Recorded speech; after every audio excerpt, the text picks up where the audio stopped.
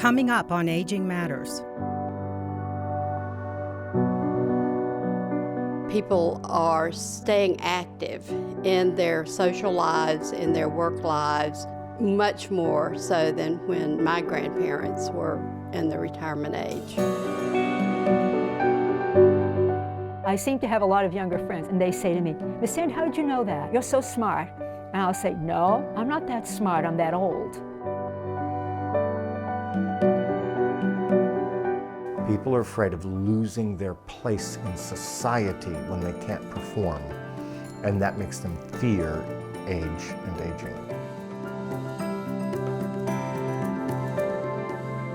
Geriatrics requires that you think a lot. The reimbursement system reimburses more for procedures than it does for thinking. There's a whole bunch of issues coming down the pike. Affordable housing, transportation, livable communities, healthy aging. Really need to make sure that people understand what we're facing in Tennessee. So we don't really have the choice to walk away, but we also don't yet have the will to take it on.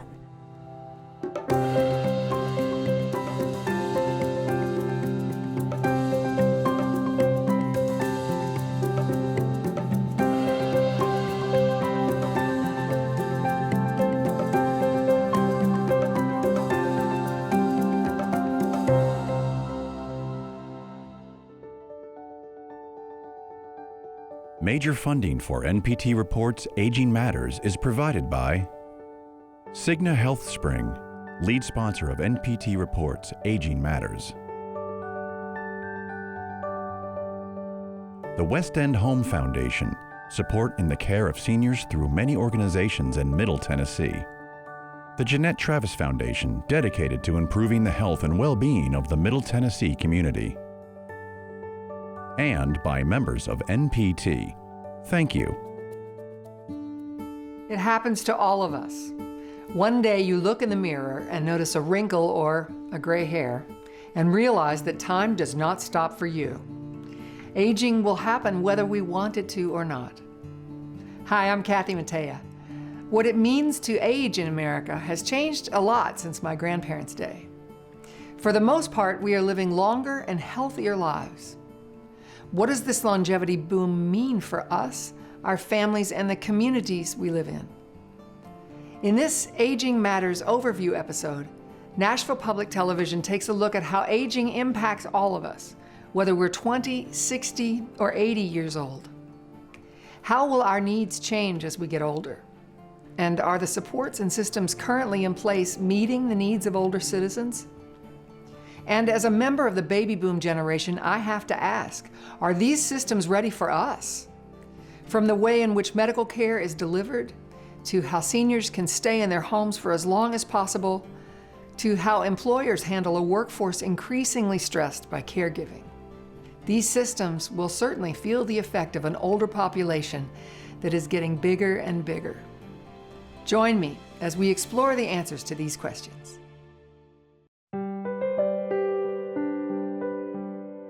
There has never been a better time to grow old.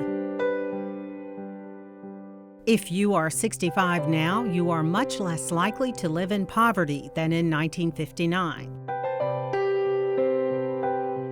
You are probably better educated than in 1965, being 3 times more likely to have a high school diploma. You are much less likely to die of heart disease and stroke than your grandparents, and you'll live more of your senior years without disability. If you are 65 now, you can expect to live an average of 19 more years, 5 years longer than in 1960. But your long life will bring more challenges. You will have 6 to 10 years during which you no longer drive. If you are 65 now, there's a 70% chance that you will eventually need long-term care services for an average of 3 years.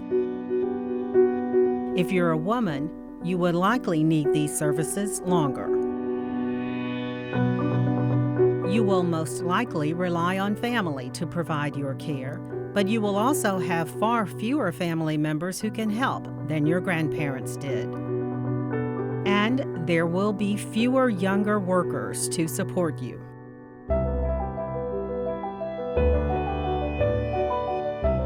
If you live in Tennessee, there's a good chance your health is worse than seniors in 40 other states, and you are much more likely to face the threat of hunger. Living longer in frailer health also means that you will spend more money on health care in your last 5 years of life, on average over $38,000. If you must live in a nursing home, these out-of-pocket expenses could average $102,000 to $163,000. If you are 65 now, you are not alone. Your baby boom generation will more than double the number of seniors from 2012 to 2060. If you are younger than 65, your life will undoubtedly feel the impact of an aging population, whether in the workplace, the home, or in the community. Are you ready for the new old age?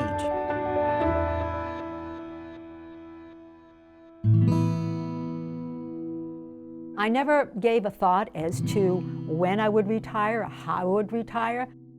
My husband was 10 years older than myself, and I always thought that we would love to travel. Travel always had interested me, interested us, and those were the things that we had talked about. I think 65 was somewhere in my mind, but that was the future. That was not what I was doing at that particular point in time. When Sandy Ray's company closed down its Nashville office, Ray found herself at retirement age, but not interested in staying home. I thought, well, I'll take the summer off. We've been through a really traumatic period at work there. I'll take the summer off and see what's going on in the fall. When the fall came, I realized that I was having such a wonderful time in retirement that I just let that go. Inhale and exhale, my lovelies. Inhale and exhale. Wonderful again. But travel and leisure weren't on her agenda. Ray found a new career when she was asked to teach senior fitness classes at her gym. And how about some squats? Down and up. I said, yeah, sure, that sounds like fun. Do what I like to do and get paid. That lovely idea. So I went and I took the course. That was back in, I believe it was 2004 when I began. And it's hard to believe that I'm in my 10th year of doing this. It doesn't seem like that at all. At 76, Ray doesn't plan to retire from her second career anytime soon. She is not unlike many of her generation, changing what it means to retire and to grow older. What we're seeing now is that people are staying active in their social lives, in their work lives, much more so than when my grandparents were in the retirement age. Most people are pretty healthy as they go into their older years, and that wasn't true back in the early part of this century. And so as we get to be into our mid-70s, early 80s, a lot of people function as well at that age as they do in their 50s. Up, cross, open and forward. As a lifelong fitness fanatic, Ray continues to function quite well into her 70s, but she is also very aware of how aging has affected her physical abilities. My knees are just not what they used to be. I don't think I have any cartilage left, basically, but I have adapted to that. I'm a lot more careful today than I ever was to make sure that they're not doing anything reckless. You definitely have to do that. One of my favorite things is to say, you may not be who you used to be, but who will you be? That, I think, is a very important thing for people as we age, to really understand that. While Ray could be described as aging successfully, her story represents just one person's journey. Lifestyle choices, geography, culture, and the luck of the genetic draw means everyone's aging process is unique. There really isn't a single state of aging in America because there are so many different communities and such diverse backgrounds, and people see aging so differently based on where they come from. This diversity of experiences is not necessarily reflected in dominant cultural perceptions. What our culture believes is that old people are slow, they're backward, they're weak, they're dependent on the real part of society, which is the younger, stronger part of society. The assumption is, in middle-class culture and in mass culture, that's perpetuated by consumer culture, that physiological aging is a bad thing, rather than assuming that growing older physiologically is a natural thing. It has some negative consequences. It has some positive consequences. But the assumption is that it's bad and needs to be staved off. In the United States, the media believes in something I call the doctrine of youth's perfection. In other words, that very, very brief moment somewhere in your 20s when you were perfect. And ever since then, you've been going downhill. That's the media narrative. And so our society holds up very young, inexperienced people as being the paragons of virtue and strength and idealizes them, while setting aside real elders with real lived experience, making them virtually invisible in the media. We function off a philosophy that being young is the place to be. As we are getting older, we fear what that's going to do to our status in life, to how people view us, to how people think we're competent or not. I think there's a great fear that comes with getting older, and it starts pretty young. We split the negative and positive parts of aging culturally in our minds. We think aging is either good or it's bad. So to make it good, we'll take all the supplements, all the testosterone, all the plastic surgery, all the workout gym time that we can possibly get so that we can be at our best. There's nothing wrong with that. That's fine and wonderful. What's really problematic is the fear that's underneath it. If you live in a society where you are measured by, judged by, elevated by, or diminished by your performance and your productivity, you live in fear of the day you can't run fast enough. People are afraid of losing their place in society when they can't perform, and that makes them fear age and aging.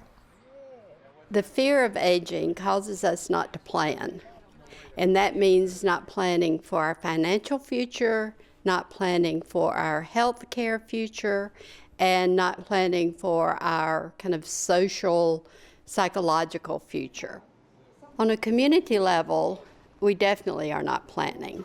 Our service support system is not adequate now. We're doing things in very traditional ways still when the landscape of aging is changing critically. Honey, What? what do you want to fix for lunch? I don't know. That's up to you. In 2009, Cindy and Robin Roberts began looking for a new home. We wanted to downsize, or as Cindy refers to it, right size, to get our house in something that we could maintain when we're older. We wanted to be able to have a house that was easy to get in and out of, easy to maintain. And We've moved a whole lot in our lifetime because of jobs and different situations, and this was our 23rd move, I think, actually, and we wanted it to be our last move. The Roberts, like the vast majority of Americans, want to age in place, that is, stay in their home as they get older. In fact, a recent survey found that those aged 65 and older feared their loss of independence or having to move into a nursing home more than they feared death. But as Americans live to older ages, what they need in a home can change. The Roberts are trying to plan for that future by building a home with features that will allow them to stay, even if their physical abilities change. When we were building the home, we wanted certain features like grab bars in the shower and tubs. We wanted wood floors so we wouldn't have the upkeep of carpet. extra lighting put in different places. And we raised the cabinets in the bathroom. One of the biggest things was it has no steps. We don't have any steps to get in or out of the home. It's all one level. And he just recently put in the bottom cabinet slides so we have easy access to our pots Lower and pans cabinets. and stuff. What we see often are people who moved into a house when their kids were small and they've just lived there as they grow older.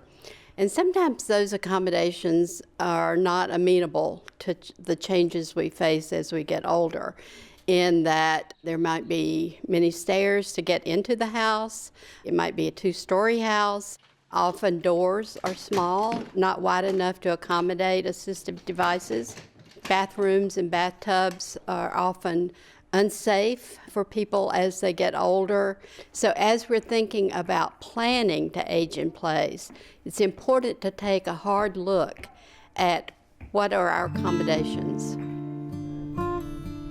For many seniors living on fixed incomes, finding the funds to maintain their homes, let alone to remodel, can be challenging. John Hirsch knows firsthand the need in Middle Tennessee. He works with agencies such as Tennessee's Emergency Repair Program to make basic repairs in seniors' homes. This lady here, bless her heart, the unit she had a cracked heat exchanger here, and she just didn't have enough money to get it replaced. With that single-digit weather we had, that's all she had for this whole house, just the fireplace here. They gave me an estimate on how much one would cost. And I was really down in my spirit because I didn't know when I would ever be able to do that, and I didn't want to take on any payment. The Emergency Repair Program is intended to assist low-income elderly homeowners with home repairs without which they could not continue to live in their house. The two highest priority projects for us, since our money is pretty limited, are roof leaking, roof replacements, and heating and air conditioning units. I cried when it happened to the heat and air, and I cried when I knew they were about to do the work with joy. And it means everything to know that as long as I'm able to take care of myself or have home health, that I can stay right here in my home that I love, where my husband and I lived. The Greater Nashville Regional Council Emergency Repair Program serves 13 counties with about $100,000 a year. They can repair about 30 homes a year, but maintain a waiting list. Largest sheer number of elderly low-income people in our region is in Davidson County, in Nashville. Well, we serve 13 counties, so we try to spread this money out as best we can. The Nashville need is the one that just is always baffling me. I just can't dent it. I just cannot. Yes, a lot of people need help. There's a whole lot of people need help. You would be amazed, and the sad part about it, the funds come and then the funds go, and then the list gets larger. And then when the funds come back, then the log jam breaks, and then the funds stop. And then the list grows again, and it goes on and on and on, and when the funds do come, we try to get to as many people as we can, and some of them we just can't get to, and that's heartbreaking. When maintaining a home is beyond a person's means or desire, finding an affordable alternative in the same neighborhood offers the chance to age in place while maintaining vital community connections. A successful aging in place neighborhood would have various different housing types, from apartments, various sizes of single-family homes, to even the garage units in the back of a single-family home. So you have all of these different types of housing in the same neighborhood. So that when you decide, say your kids go to college and you want to have a smaller home and not maintenance for your yard anymore, you can decide that you want to move into a smaller house or even an apartment unit. Maybe it's in the town center of the neighborhood where the restaurant's just across the street, so you can walk downstairs or just walk out your front door and have access to a coffee shop or a park space. In Nashville, this kind of walkable neighborhood with a variety of housing options is not typical. Historically, housing growth happened in the suburbs with little integration between housing types. You'll have the single-family community that is not connected to the apartment community. What we do have and what we've really started to focus on is looking at back to our urban neighborhoods, and that's where we do have some of the diversity of housing. What's starting to happen is there's not a diversity of affordability. Having a safe and affordable place to live does not guarantee the ability to stay in your home as you age. It's not just a question of housing, but having access to the food, to transportation, open spaces so that someone can have a full quality of life and they're not isolated in their home. People often need to have services brought to their homes. Perhaps they're having trouble cooking and need to have somebody to help them do that, or Meals on Wheels brought in. Sometimes they have a hard time taking care of their daily needs, such as bathing or doing their laundry, and need to have somebody to come in. That could be a paid person, or perhaps a family member or several family members, or even neighbors. In 2008, Walter Claybrooks suffered a stroke that dramatically changed his life. After intensive rehabilitation, Claybrooks moved into a nursing home to continue relearning basic motor skills. They had therapy there every day. I had to take steps. Sometimes I had 500 or 1,000 steps I walked because I wanted to get out of there. I wanted to be home. Mainly because of me. He's out of there. I told him he didn't come here to stay. Once he came back home, his condition improved tremendously. Claybrooks still has significant impairment from the stroke, requiring help with basic activities of daily living. His sister provides most of his care during the day, and they hire caregivers to stay with Claybrooks overnight. To help me, with my bath and all of what I need, hygiene and everything, like breakfast, like she fixes, they do that. And she comes, like I said, she washes now, and it's good. If you didn't have your sister, where would you be? That's a good question. I might be still in a nursing home. Nationally, when you look at where caregiving takes place, most of it is community-based. Those numbers play out to families and friends, represent about 87% of the care that's actually being delivered. Paid individuals or provider organizations that you pay only represent about 13% of the care that's actually being delivered across the U.S. The role of family in caregiving is quite important. It often falls on the daughters or daughters-in-law to be caregivers. Now, in the past, when women weren't as involved in the workforce as they are now, then that kind of traditional role kind of fit into society. But now that most families are two-income families, what we're seeing is that there's a lot of economic cost to caregiving.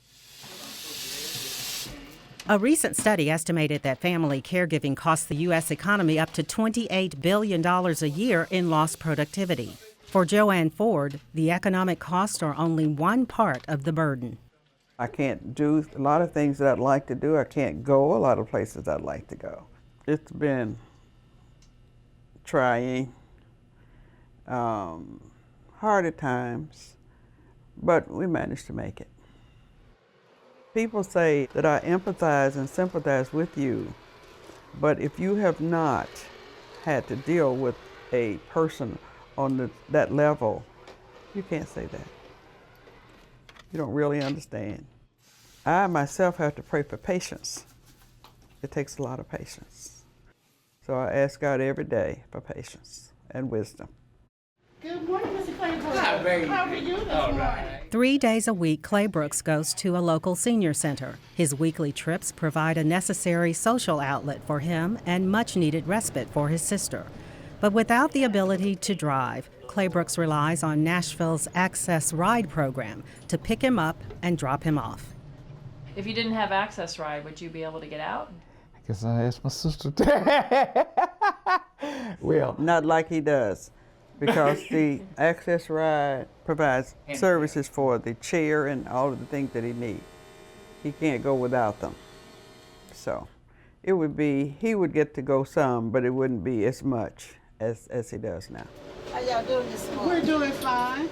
Senior transportation always shows up as one of the main issues for seniors. We're fortunate in Tennessee to have public transportation in all 95 counties, but it doesn't necessarily mean that seniors get transported. Sometimes you need to actually help somebody from the door of their facility to help them into the van and then go with them to the doctor, make sure they can get out, stay with them, and then get them back into the van and get them back to their house. The problem is that we don't have enough of it, and it can be expensive in different places. And if they can't get public transportation to take them, then you're looking at further health consequences. If you've got a chronic disease, which most seniors have at least one, getting to the doctor is important to manage that condition. Getting to the pharmacist to get your medications filled is critical. Getting to the grocery store to buy fresh produce is important. All of that plays in to aging in place safely and effectively. And I think for a long time we've ignored the fact that some of those simple basic needs are key to the healthcare delivery system costs that we incur in the United States. Access Ride is the largest public transit service in Tennessee for people with disabilities, many of them seniors. In Nashville, there are few other affordable door-to-door transport options for seniors without qualifying disabilities. For Claybrooks, Access Ride allows him to at least partly rejoin the life he had prior to his stroke. It's very important that I get to leave home. It's nice for my exercise and a peace of mind. I enjoy the program. A combination of family and paid caregivers and access to community services allows Claybrooks to remain and thrive at home. But many seniors do not have the resources they need to age in place. For many years, my medical practice was engaged by the county to do adult protective investigations in the home. And I can tell you that there are more terrible things happening to elders in their own homes than in all the nursing homes of America. Aging in place is not some perfect utopia. It's often very difficult, dangerous, isolating, hungry, frightening experience for many older people. Aging in place is probably what most people want to do, and that works out well if you have planned for it, you have the financial stability, and you have a good support system. Lots of people don't have that. Often their peers have passed away, their children may not be around, their neighbors may have moved out. So then what? It's very easy for people who are isolated to go without things they need, the basic things like having utilities turned on, to having enough food, to keep the place clean. All of those kinds of supports have to be there for aging in place to be successful. You want something to drink? Yeah. And your regular cup? Please. I've been working with Miss DeWeese about 14 years. What I usually do is vacuum, sweep mop, clean her bathroom, dust, go get her medicines, pick up her medicines, do her laundry. For many years, Margaret DeWeese just needed a few hours of help each week to be able to stay in her home, something she's always wanted. I wanted to wait on myself, do for myself. But sometimes it comes to a point you're going to have to let somebody help you. You have to ask for help. For DeWeese, that moment came after a health crisis. She qualified for in-home care as part of the 10 Care Choices program, an initiative started in 2009 to rein in Medicaid nursing home costs and allow people to live where they want, at home. They're real important because if I didn't have them, I'd be in a nursing home. Because I just come out the therapy and everything. I stayed 2 months, and I don't want to go back. They were good to me, but it's not home. You don't have any privacy, because sometimes I wake up at 1 or 2 o'clock in the morning. I can get up and come in here and turn the TV on, do what I want to. I think it's very important to her to be in her space. I mean, that's where her comfort zone is. She enjoys her home, she loves her home, and I think that keeps her going. Conventional long-term care requires the person to change themselves to fit the institution and never demands that the institution change itself to fit the person. And that's the one thing that institutional long-term care just can't do, and why people still hate it, and why people fear it. Having been a nursing home administrator, and I will share with you that we are very patient-centered now, I could say client-centered. But at the end of the day, the transition into a nursing home long-term represents loss. It represents loss of independence, loss of what I had. I don't think any human being wants to make that journey prematurely. So when you start stripping us of our independence, I think that's what begins to strip the life out of us. So I think it's very important that as long as possible, that it's safe and we can afford it, that you should be allowed to stay in your home or the home of your choice outside of a nursing home.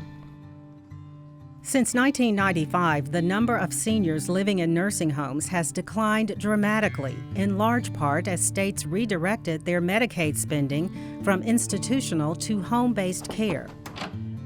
Tennessee lagged behind other states in shifting its Medicaid funding. The 10 Care Choices program, which pays for home-based care, did not launch until 2010. Since then, however, the amount of 10 Care long-term care funding spent on home-based care has increased. Instead of always depending on new dollars to be able to provide home and community-based services, we began to look at long-term care funding holistically and really allowing preferences and needs to drive how that money was spent. So that was important. A second piece was really trying to provide better coordination of care so that people understood their options and can really make meaningful choices about where they're receiving their services.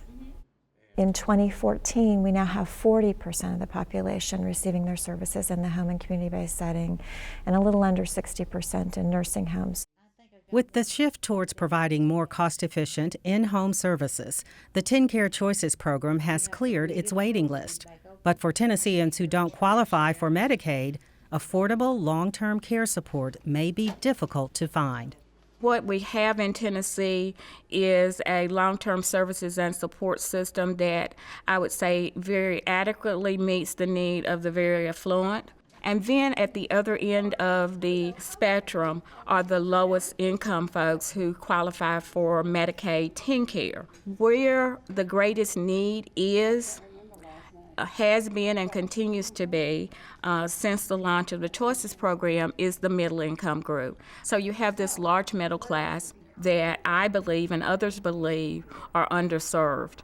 If you're an older person in our community and you need assistance, our system is already over capacity.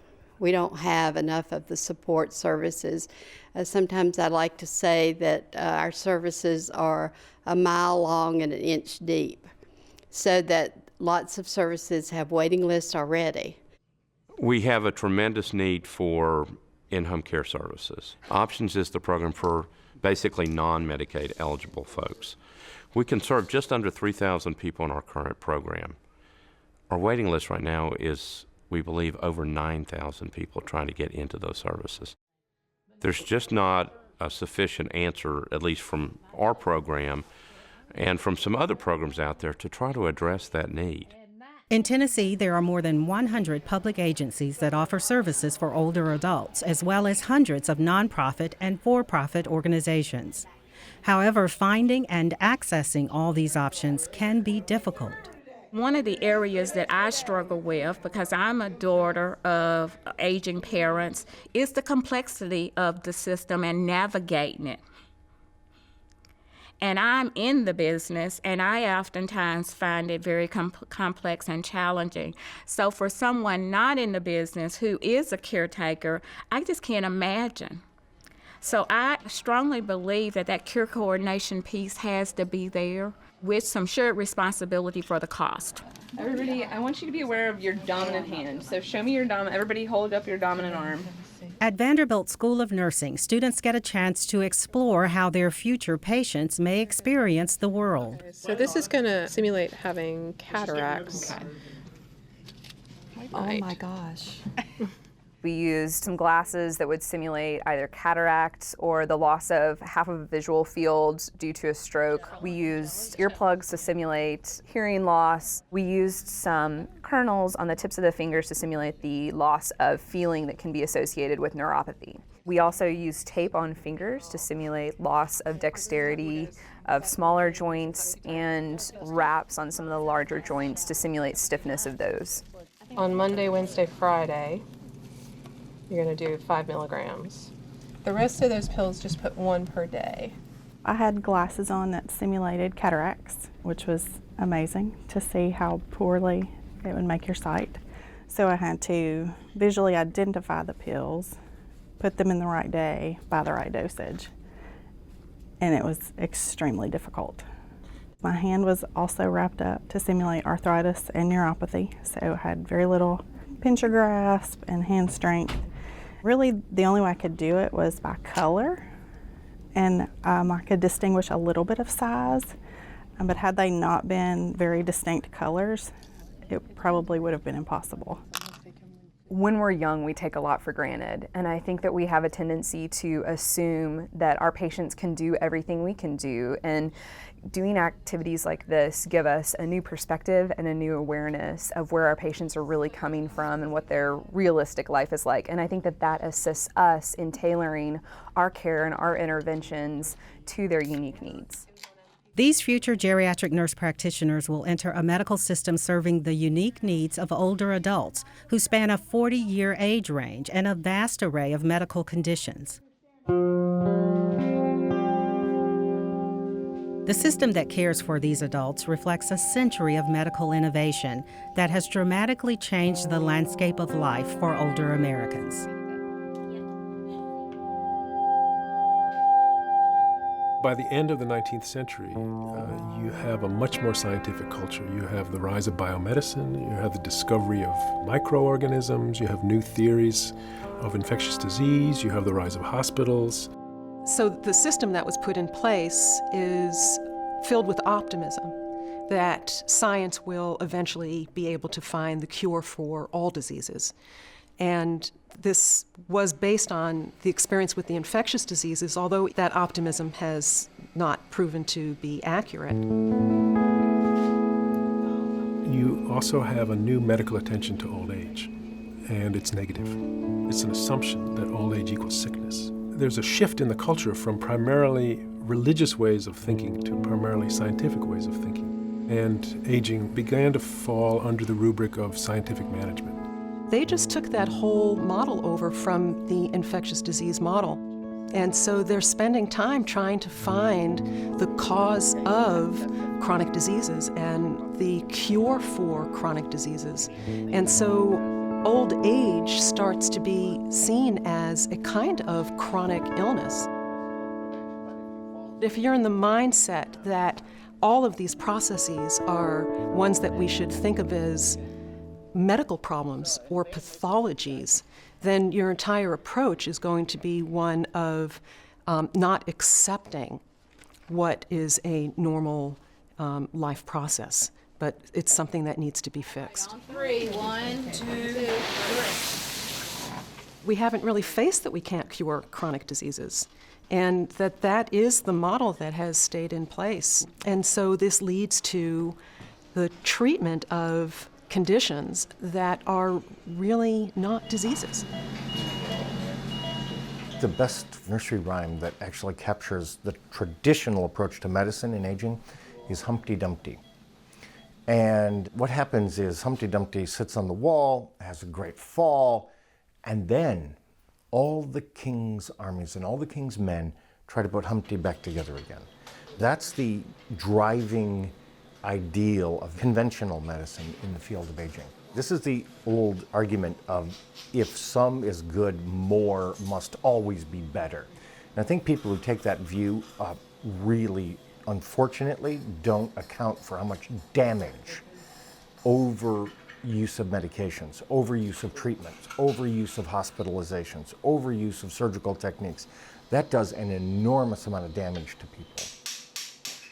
The Institute of Medicine estimates that overtreatment takes a costly toll in both emotional and physical pain, as well as financial, costing the nation's healthcare system an unnecessary $210 billion a year. As a geriatrician, I can tell you numerous stories of people who came into my practice, admitted to the nursing home, terminal, going to die. One of the first things I do, I go to the med sheet, I discontinue 18 or 20 medications. They're dying. Why they? I don't need all these medicines. 3 days later, they wake up. They're like, where am I? I want something to eat. They start walking around, and I discharge them home. They were actually literally being killed by the medicines that they were taking. It's, that road that's paved with good intentions. That's the problem. Everybody wants more care. Everybody equates more care with more treatment. And more treatment is a very dangerous thing, especially for older people. The medical model that encourages overtreatment is reinforced by the system that pays for that care, Medicare. Medicare is the primary health insurance for the vast majority of Americans over age 65. It was set up, at least in terms of doctors' reimbursement, as fee-for-service. And that means that it rewards the number of services that are provided, so volume is what matters, quantity is what matters. And it doesn't favor prevention, which is much less expensive. It's not well reimbursed, and this is not peculiar to Medicare. This is true of our whole healthcare system. Geriatrics requires that you think a lot. The reimbursement system reimburses more for procedures than it does for thinking. So thinking about how to coordinate care for a patient who has a complex medical history, a lot of medical conditions, coordinating with the social worker and other health providers, the psychiatrist, all of those things that require really that you pay a lot of attention and connect the dots. There are few incentives to do that. Tell me about your hobbies. What kind of hobbies do you have? If you want to take care of older adults and you want to do it well, then you need to make sure that you have time. And if I get reimbursed the same for a 45-minute visit with an older adult as I do for a 20-minute visit with an older adult, then there's something missing there. And that's actually one of the challenges with getting more physicians to go into geriatrics, because I could actually make less as a geriatrician, as a subspecialist, than as a general internist. So it's hard for me to go to the residents and say, don't you want to go into geriatrics and do more training and make less money? One study estimates that 17,000 geriatricians are needed nationally to care for the current older adult population. But in fact, there are only 7,500 certified geriatricians. Future numbers don't look any better. In 2011, only 75 medical residents entered geriatric training programs nationwide, down from 112 in 2005. It's very concerning, in part because as people live longer, they're not just older 40-year-olds. There are physiological changes that occur even in the absence of disease, but then add in chronic medical conditions and complex social situations. It's very important that we have healthcare providers who understand the differences and the different needs of older adults. For systems such as medical care and long-term services and supports that are straining to meet current demand, the future looms large. In 2011, the first wave of baby boomers turned 65. As this generation ages, the population of those over 65 is expected to more than double between 2012 and 2060. 7 or a 9? I got 9. We have people turning 65 in this country at a rate of 10,000 people a day. Tennessee is dealing with the same type of issue. We're watching the numbers grow. It's the largest demographic that is changing in the state of Tennessee. A recent projection estimated that Tennessee's population aged 65 to 74 would likely grow by 55% from 2010 to 2020. By 2060, the total population over age 65 will likely be 2.5 times bigger. We have this enormous rise in the numbers of people that are coming at us. And then we've set up, in a sense, the perfect storm. Those people have not saved for their own old age. So we have many fewer people who have pensions, and those that do have inadequate pensions. And every boomer had only 1 or 2 kids.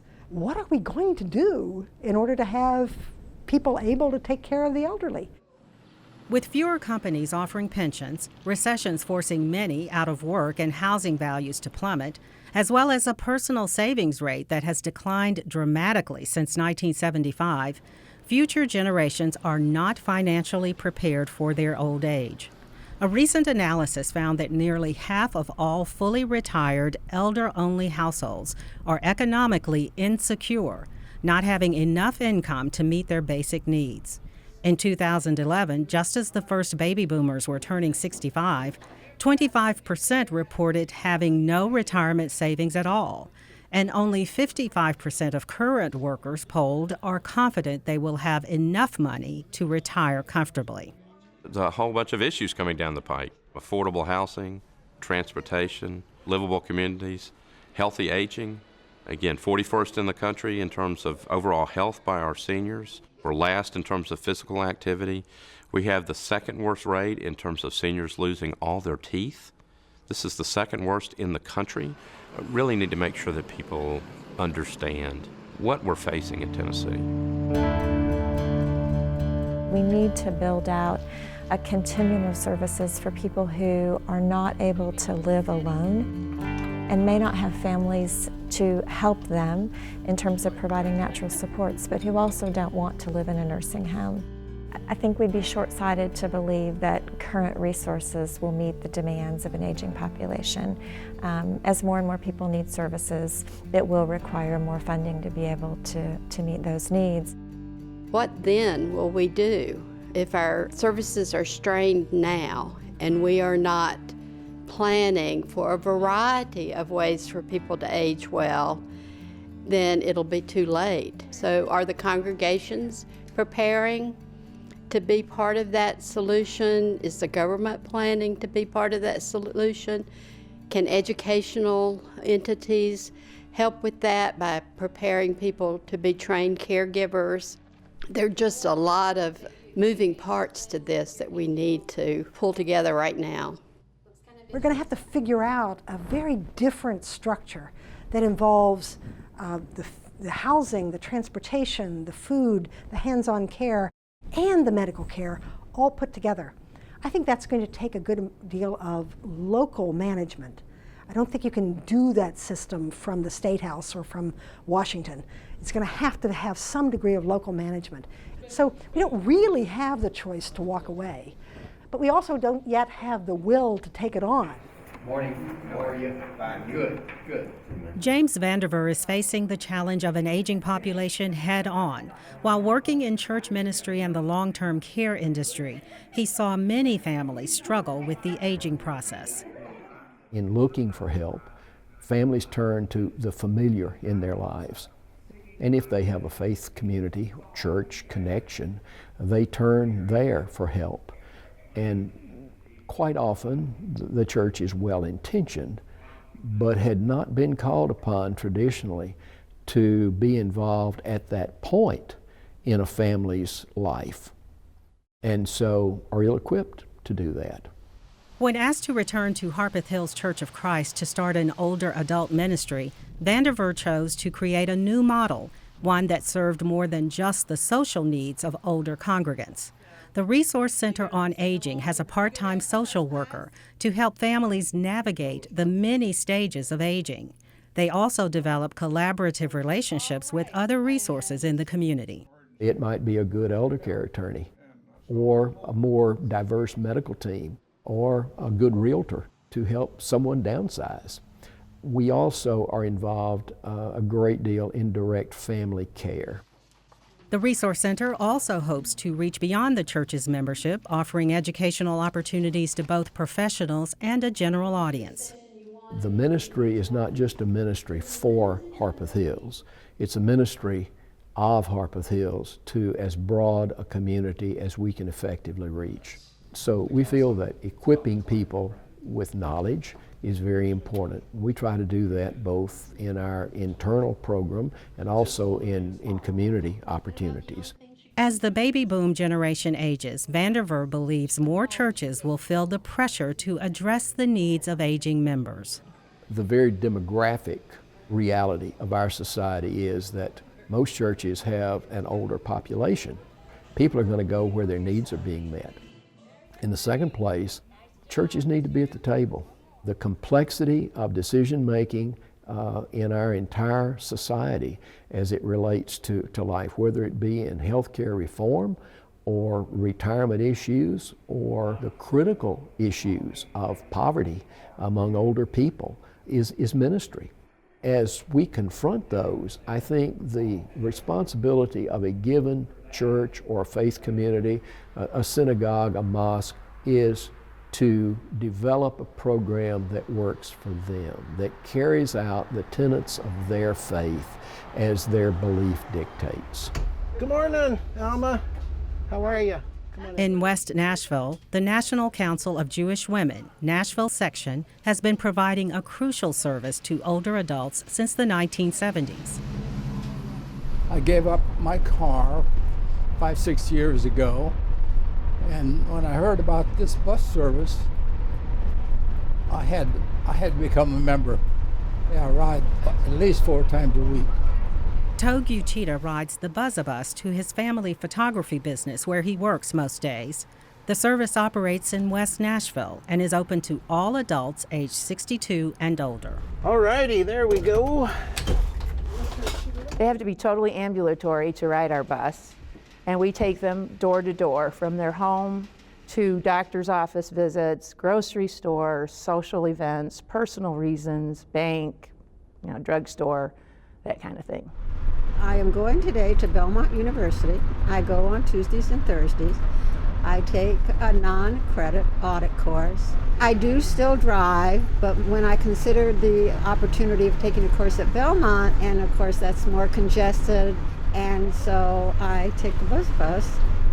I think it's just so important to the aging population. First of all, if you can just imagine what it would be like to not be able to get out and to lose that independence of driving, the people that have to give up their cars, and they're just lost. They need that social interaction. They need to be with other people. There are some days that they probably don't even talk to anyone. And sometimes they call and they just say, "Oh, I just wanted to hear your voice."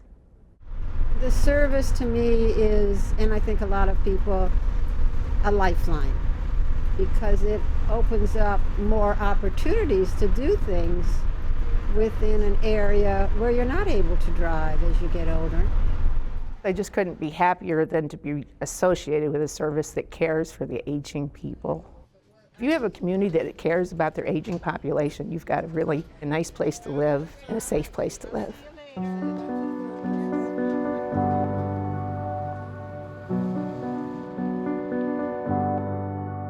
So we need an array of choices in every community, and then some really serious honesty about what you face.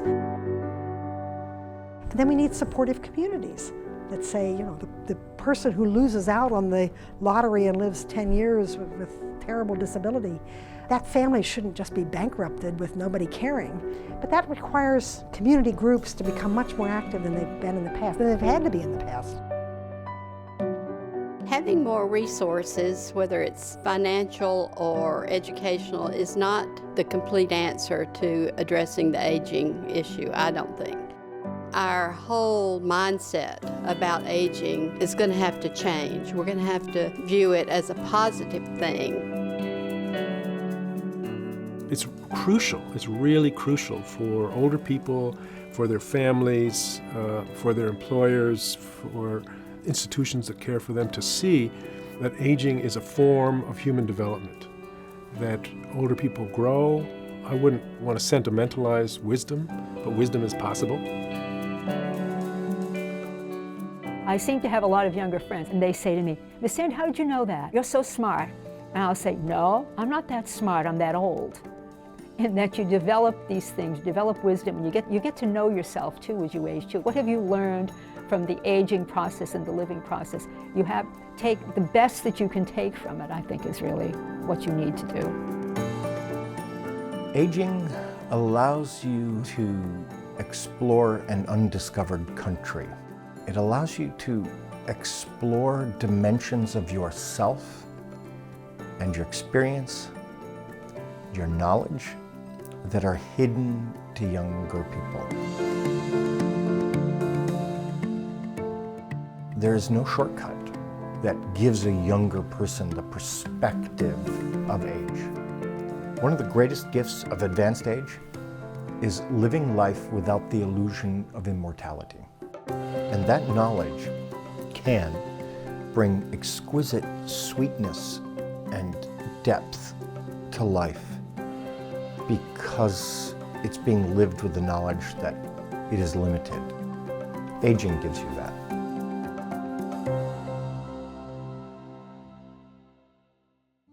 Everyone's journey to old age is different, shaped by where they come from, the choices they made along the way, and genetics inherited from parents. But one thing is common. The vast majority of us will need help at some point in this journey. What that help is and who gives it will vary tremendously, but it's clear our systems are strained or inadequate to meet the current needs. With the baby boom generation getting older, it's in everyone's interest, young and old, to start working on solutions now. Thank you for joining me, and stay tuned for future programs. NPT will delve further into some of these complicated issues as the Aging Matters series continues.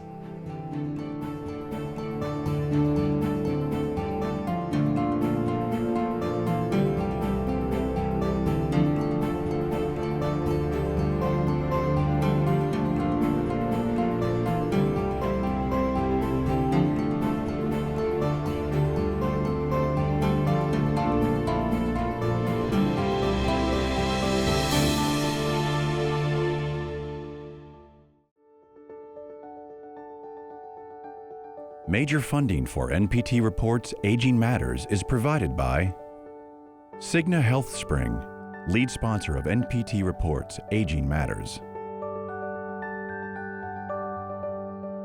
The West End Home Foundation, support in the care of seniors through many organizations in Middle Tennessee. The Jeanette Travis Foundation, dedicated to improving the health and well-being of the Middle Tennessee community. And by members of NPT. Thank you.